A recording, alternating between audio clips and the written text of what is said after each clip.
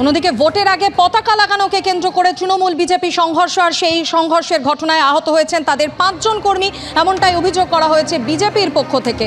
এবং সেই ঘটনায় অভিযোগের আঙুল শাসক দলের বিরুদ্ধে। ঘটনাটি ঘটেছে বসিরহাট লোকসভার হাড়োয়ায়। উত্তপ্ত হয়ে উঠেছে এলাকা।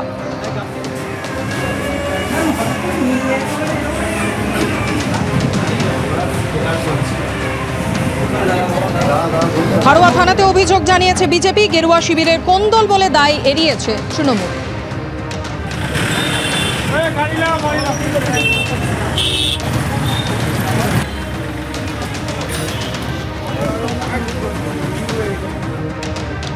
বহরমপুরের বিজেপি প্রার্থী চিকিৎসক নির্মল সাহা প্রতিদিন সকালে বাড়ি থেকে বেরিয়ে বহরমপুরের এ প্রান্ত থেকে ও প্রান্ত চষে বেড়াচ্ছেন তিনি।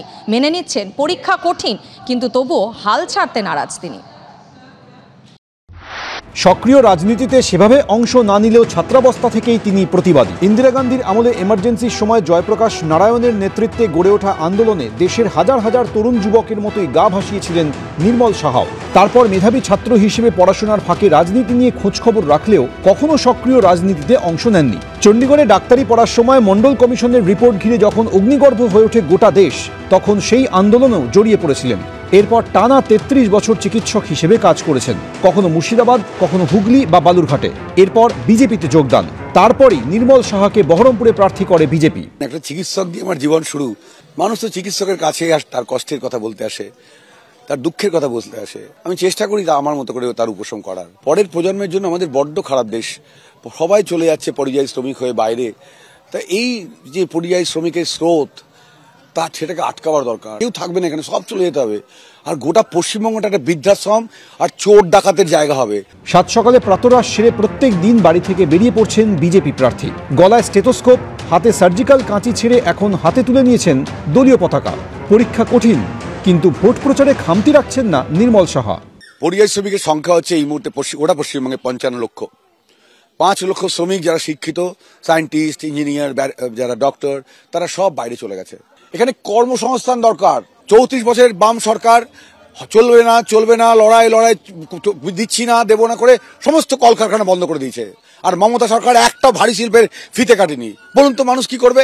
বিজেপির নির্মল সাহার লড়াই বহরমপুরের 5 বারের কংগ্রেস সাংসদ অধীর চৌধুরী এবং তৃণমূলের ইউসুফ পাঠানের সঙ্গে। জয়ের বিষয়ে কতটা আত্মবিশ্বাসী, কারণ আপনার উল্টো দিকে দুজন হেভিওয়েট রয়েছে, একজন ক্রিকেটার আর একজন হচ্ছে দীর্ঘদিনের সাংসদ।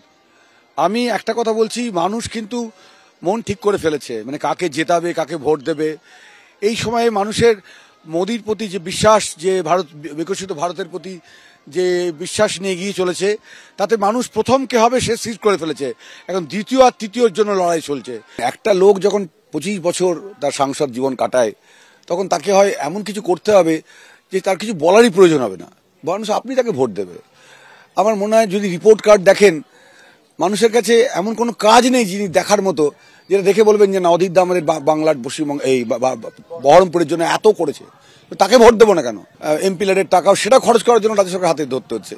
ফলে ওনার পক্ষে হয়তো অসুবিধা হচ্ছে, কিন্তু দেখার মতো কোনো কাজ উনি করেননি। আর 5 বছর উনি কি করবেন তারও কোনো নিশ্চয়তা নেই, কারণ ওনার মাথার উপর বসে আছে রাহুল গান্ধী। 13ই মে সোমবার 4র্থ দফায় ভোট বহরমপুরে। পেশায় শল্য চিকিৎসক ডাক্তার নির্মল কুমার সাহা এখন তার কাছে চ্যালেঞ্জ যে মানুষের মনে অস্ত্রোপচার করে সেখানে তিনি পদ্মফুল ফোটাতে পারেন কিনা, এবং যদি পারেন তার উত্তর মিলবে 4 জুন।